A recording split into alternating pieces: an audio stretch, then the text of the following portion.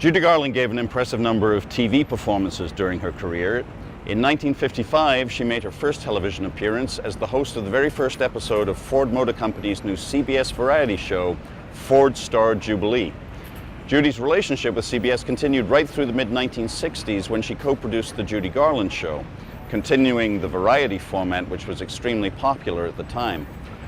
Judy's relationship with CBS wasn't always easy, though. Judy had signed a lucrative contract with the network in 1956, which executives canceled after only one special. Many lawsuits followed. But proving that business considerations trumped the personal, the fight was all over by 1961 when the various lawsuits were dropped by both parties and Judy signed on for The Judy Garland Show.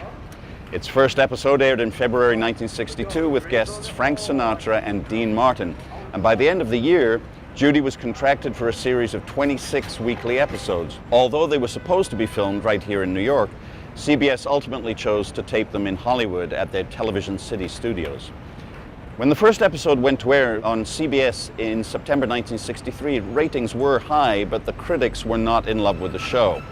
As ratings declined during the second and third episodes, it was up against the blockbuster show Bonanza.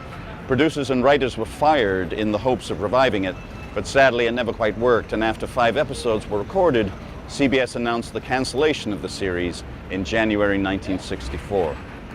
And what does the Paley Center for Media have to do with all this?